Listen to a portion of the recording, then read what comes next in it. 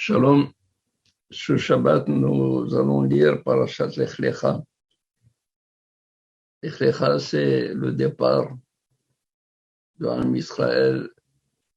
Abraham Avinu a eu l'ordre de Akadosh Baruch Hu de quitter ses parents, sa ville natale, son pays, de manière à s'attacher à Akadosh Baruch Hu, de propager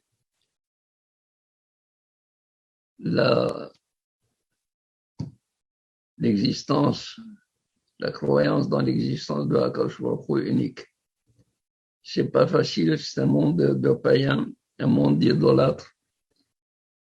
Tous les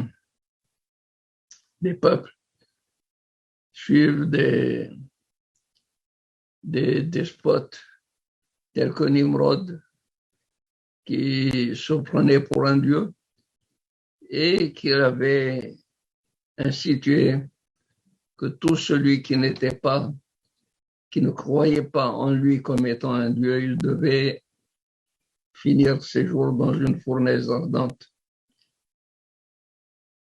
Le Midrash raconte que Terah, le père d'Abraham, qui était lui-même un fabricant d'idoles, a laissé un jour Abraham Avinu, lui a laissé le soin de vendre les idoles qu'il fabriquait. Alors la première qui se présente était une vieille dame de 80 ans. Lui dit: mon fils, est-ce que tu peux me donner une idole, tu peux me vendre une idole pas chère? Lui a dit: bien sûr. Lui vend une idole. Et quand elle va avec son idole, Abraham Avinu, leur père, lui dit: madame, quel âge avez-vous? Lui dit: j'ai 80 ans. Il dit: et comment pouvez-vous adorer une idole qui vient d'être fabriquée aujourd'hui?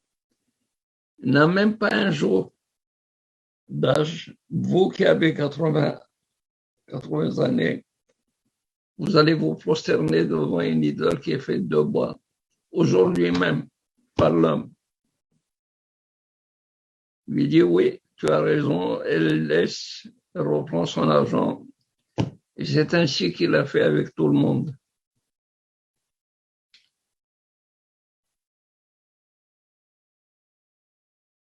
Finalement, en fin de journée, Abraham Avinu n'a rien vendu.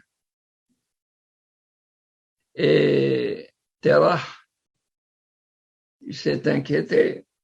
Il a vu, il s'est rendu compte comme quoi Abraham Avinu, au lieu de vendre les idoles, il propageait une nouvelle croyance, la croyance en Dieu unique. Qu'est-ce qu'il a fait? Il a été le rapporter, le dénoncer à Nimrod. Nimrod convoque Abraham, lui dit: je ne sais pas que je suis Dieu Tout-Puissant qui a créé le feu,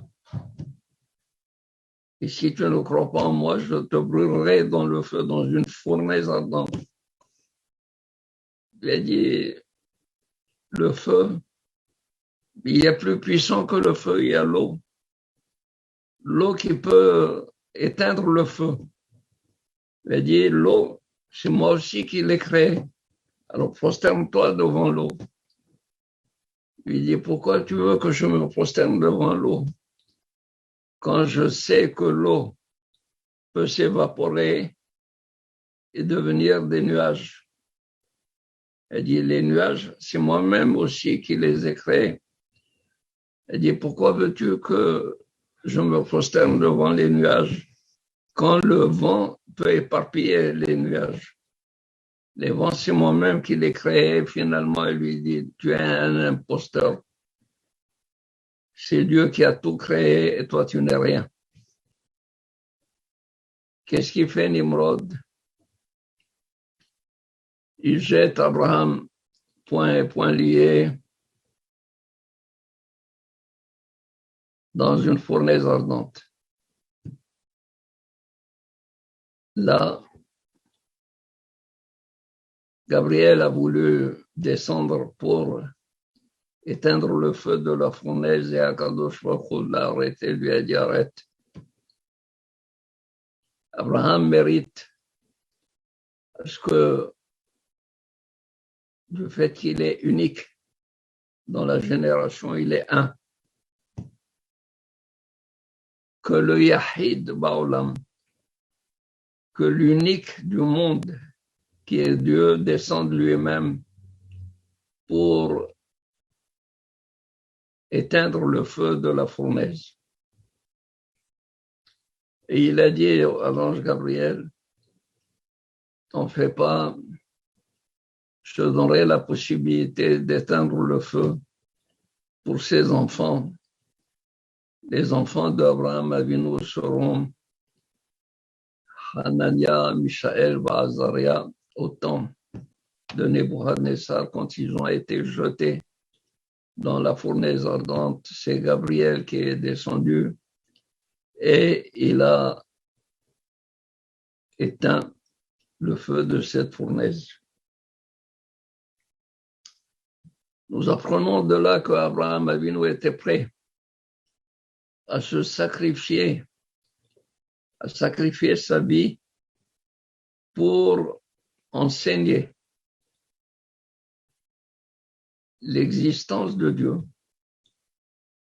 l'unicité de Dieu, et que le monde a été créé par Dieu, unique. Il avait plusieurs réponses à toutes les questions qui se posaient dans le temps, surtout dans le temps où on croyait qu'il y avait deux forces contradictoires, la force du bien, la force du mal, le Dieu de lumière, le Dieu des ténèbres. Et celui qui fait l'un ne peut pas faire l'autre. Abraham Avinu, il avait dit le Midrash, une pierre précieuse. Et quand il a voulu quitter ce monde, il l'a suspendu dans le soleil. Et le Midrash qui dit, Tala Ota Bahama, il l'a suspendu au soleil. Et on se pose la question, pourquoi le soleil? Il avait une pierre précieuse, cette pierre précieuse était là pour guérir toute personne qui souffrait du mal de l'incroyance en Dieu unique. Pourquoi dans le soleil?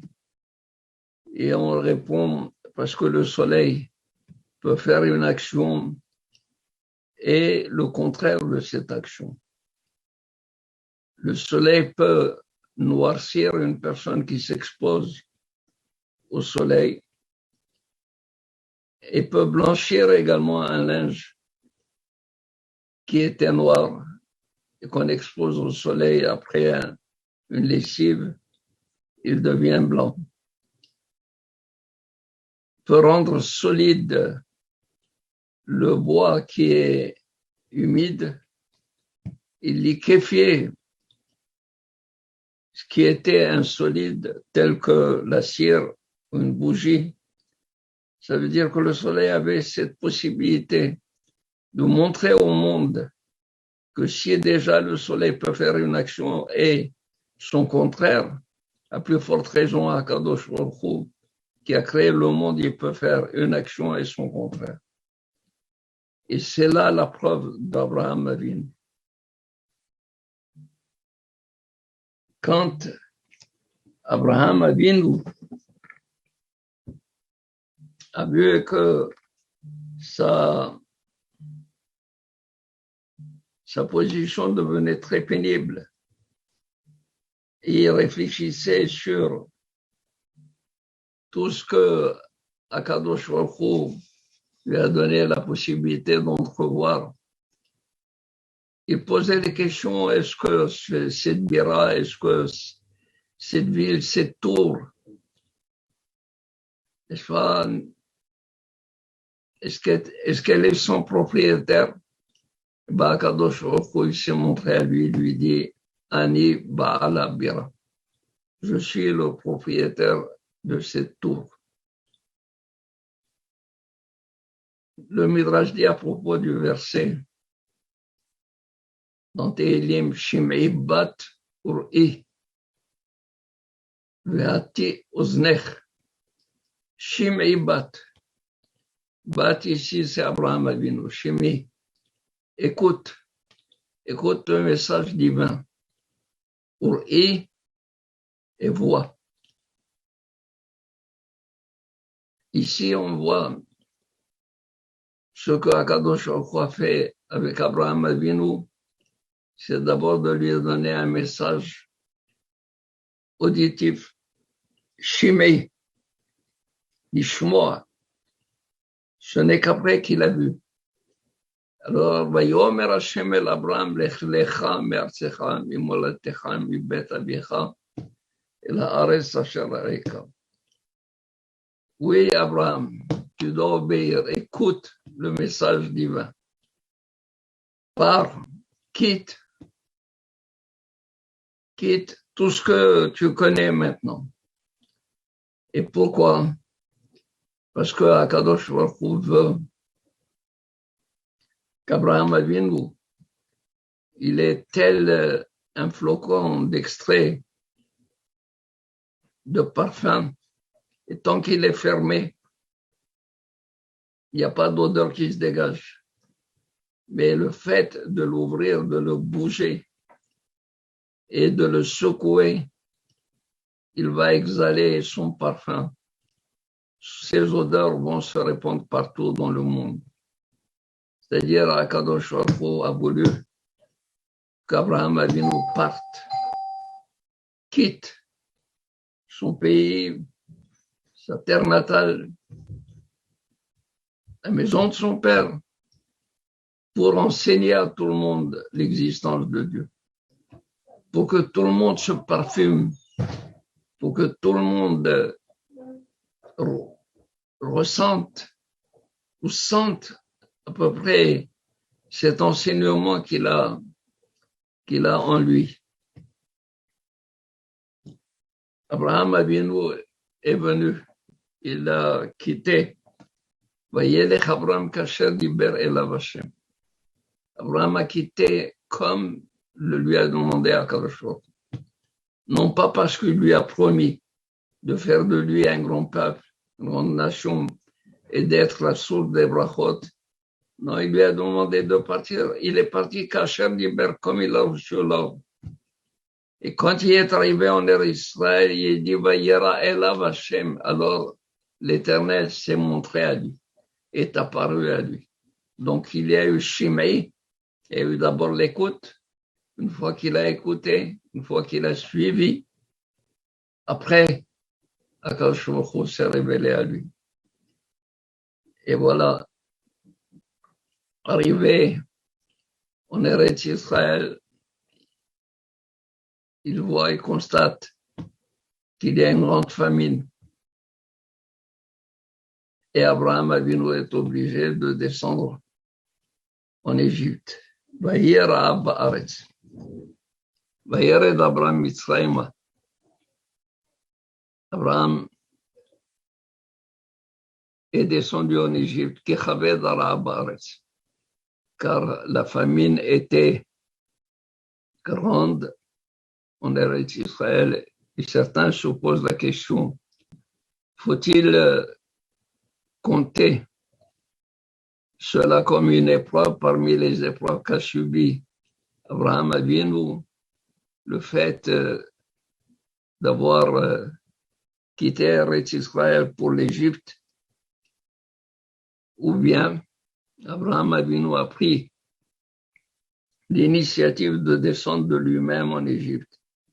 Et auquel cas, on pourrait se poser la question, comment Abraham n'a pas eu assez de confiance, de foi en Akadosh Baruch Hu quand même.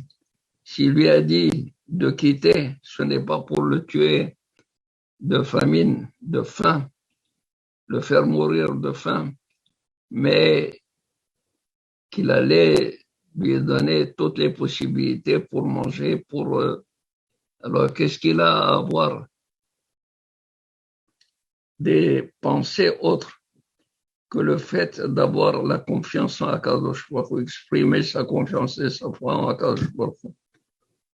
Pourquoi quitte-t-il pour aller en Égypte? Abraham, il quitte, il est en train de préparer, si vous voulez, l'histoire. Abraham est un visionnaire. Abraham est celui qui va donner naissance au peuple d'Israël. Le peuple d'Israël va prendre naissance, surtout en Égypte. Il va se former. Il va descendre toute la descendance d'Abraham Avinu, 70 âmes. Les enfants de Jacob et ses descendants étaient au nombre de 70 quand ils sont descendus en Égypte. Pourquoi? Parce que il y avait la famine en Eretz Canaan. Donc Abraham Avinu a préparé la descente de ses futurs descendants en Égypte. Là où il a marché, là où ses pieds ont foulé le sable, les chemins qui ont été foulés par les pieds d'Abraham Avinu ont été acquis, conquis par Abraham Avinu pour simplifier, préparer l'installation, l'établissement des Bnei Israël en Égypte.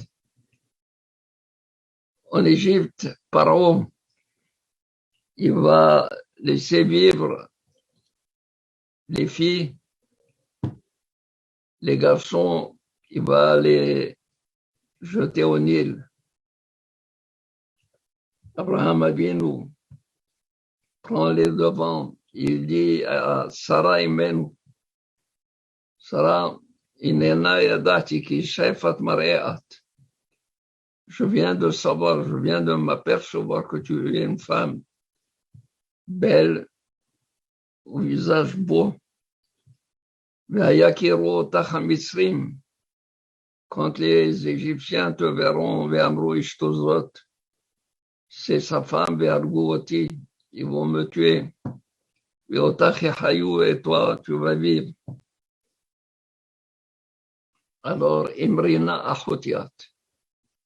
Le Zohar HaKadosh, il dit Imrina Achotiat. Il lui a pas dit, dis que tu es ma sœur. Mais il dit à la Chokhma, Imri la Chokhma et mort la Chokhma Chotiat.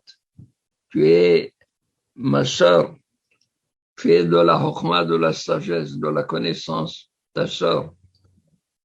Ça veut dire que fais d'elle ton allié important. Fais de telle sorte que Paro soit neutralisé, qu'il ne puisse pas réussir dans le fait de tuer les garçons et de laisser vivre les filles pour assimiler le peuple d'Israël et l'anéantir. Au contraire, faisons de telle sorte que toi et moi nous vivions, nous puissions vivre.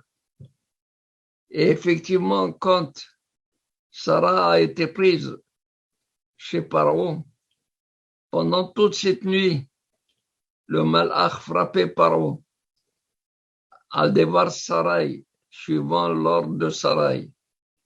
Et là, les Hachamim disent, c'est Abraham Avinu a préparé les Eiser Makot, les 10 plaies que Paro allait recevoir parce qu'il a voulu asservir les Bnei Israël. Donc, Imken, tout ce que Abraham Avinu avait entrepris, c'était dans le but de préparer ce que l'histoire réservait au peuple d'Israël. Même plus, si on veut simplement voir que Abraham Avinu, il a quitté Eretz Israël pour l'Égypte parce qu'il a dit toute mon existence est liée au fait que je dois propager la connaissance de Dieu. Et s'il y a une famine qui va m'écouter, personne ne me prêtera l'oreille parce que tout le monde est préoccupé par la famine. Je vais aller dans un autre endroit où il n'y a pas de famine. Il y a au contraire le blé et ils peuvent manger et être rassasiés pour qu'ils puissent me prêter leurs oreilles. Et pour cela, lui dit, si ils savent que tu es ma femme, ils pourraient tout simplement me tuer pour t'avoir. Parce que prendre la femme d'un autre, ça, ils seraient incapables de le faire. Mais me tuer pour te prendre, ils feront une seule avéra pour pouvoir vivre tranquillement. Alors, dis que tu es ma sœur et tout celui qui viendra me demander ta main, je vais le rendre incroyant en Dieu. C'est mon âme qui va vivre, c'est-à-dire mon âme, mon idéal, ce que je dois faire, ce que je fais pour propager la connaissance en un seul Dieu et la croyance en un seul Dieu. Ça, j'aurai la possibilité, grâce à toi, grâce à tous ceux qui voudraient m'approcher pour avoir ta main. Voilà donc Abraham Avinu, ses préoccupations quand il a quitté sa ville, son pays, non pas pour le bien que Akadosh Baruch Hu lui avait promis, mais pour le bien pour lequel il a voué toute sa vie, son idéal, son enseignement et la divulgation et surtout répandre la foi en Dieu unique. Zéro Abraham Avinu. Et grâce à lui, le monde a connu un nouveau départ, de nouveaux principes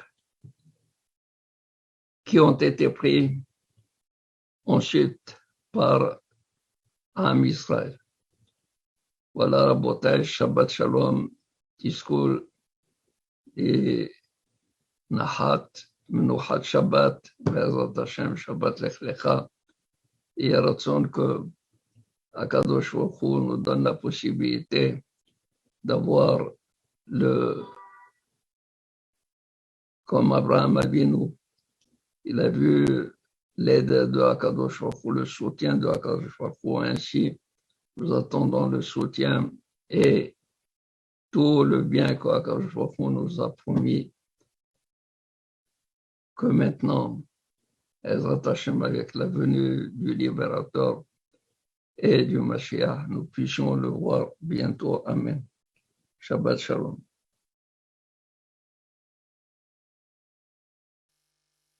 Comment Noah était-il resté indifférent par rapport à ce projet néfaste de Akadosh Baruch Hu de détruire, d'anéantir le monde? Eh bien, Noah, lui, il s'est dit une chose. Pendant 120 ans, j'ai préparé l'arche. J'ai planté les arbres. Et tout le monde voyait que je plantais des arbres. Quand il me demandait dans quel but tu plantes ces arbres, je disais parce que Akadosh Baruch Hu a l'intention de détruire le monde. Il m'a demandé de préparer une arche pour y accueillir certains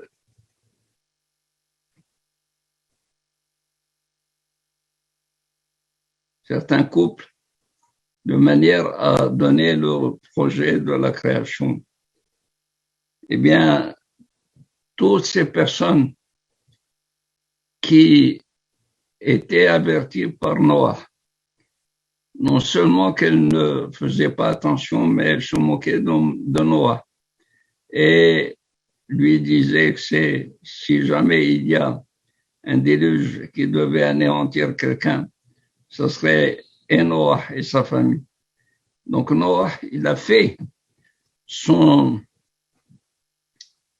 possible de reprocher à tous ses semblables leur mauvaise conduite. Nous savons que Yaheskel dit, si quelqu'un voit un rachat se conduire mal et n'attire pas sa attention sur cette conduite, c'est lui qui paie pour le rachat. Aval, si il fait le reproche, il l'avertit, Ve'ata et nafshecha hitzalta. Et toi, tu as fait ton devoir, tu as sauvé ton âme. Donc Noah a sauvé. Il s'est contenté de sauver son âme. C'est de là que vient justement l'interprétation Noah ish tzadik tamim haya bedorotav. Noah était un homme juste, tamim, pur, intègre, bedorotav dans ses générations. Et là, Rav Shmuel, l'un qui interprète en bien et l'autre qui interprète en mal. Quel est le bien? Même s'il avait été au temps d'Abraham Avinu, il aurait été plus tzaddik encore. Tamim haya bedorotav. Si du fait qu'il était dans une génération de Rechaim, d'impies, de méchants, et il s'est maintenu comme tzaddik et tamim, un tzaddik, un juste et un intègre, à plus forte raison, il serait encore plus tzaddik et plus intègre dans une société de tzaddikim. Et l'autre qui dit non, c'est seulement par rapport à sa génération qui était tzaddik. Mais s'il avait été dans une génération comme celle d'Abraham Avinu, il aurait été insignifiant. Il aurait été moins tzaddik. Donc c'est proportionnel aux tzaddikim de l'entourage. Ceci étant, on a vu que dans la même paracha, il y a la tour de Babel et Akadosh Baruch Hu n'a pas pris autant de rigueur vis-à-vis de Dora Palaga, de cette génération qui s'est révoltée contre Akadosh Baruch Hu, de la division, comme il l'a fait pour la génération du déluge. Et on se pose la question pourquoi. Dans Dora Palaga, quand ils ont construit la tour de Babel, c'était dans l'intention de se révolter contre Akadosh Baruch Hu.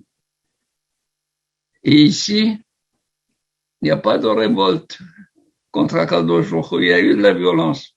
C'est entre eux. Bien justement, c'est ça le plus grave. Dans Dora Palaga, ils ont porté atteinte à Akadosh Baruch Hu. Mais ils étaient unis. Ils avaient les mêmes pensées, les mêmes projets. Du fait qu'ils étaient unis à Akadosh Baruch Hu, dit, il y a une chance pour que le monde tienne. Mais cela, même sans porter atteinte à Akadosh Baruch Hu, le fait de porter atteinte à leurs semblables par le désordre et par la violence, ils ne donnaient plus aucune chance à ce que le monde vive et tienne sur des fondations importantes. Et voilà pourquoi, dans la génération du déluge, il a préféré tout exterminer. Dans la génération d'Ora Palaga, il a préféré seulement les disperser. De là, on comprend combien il est plus grave de porter atteinte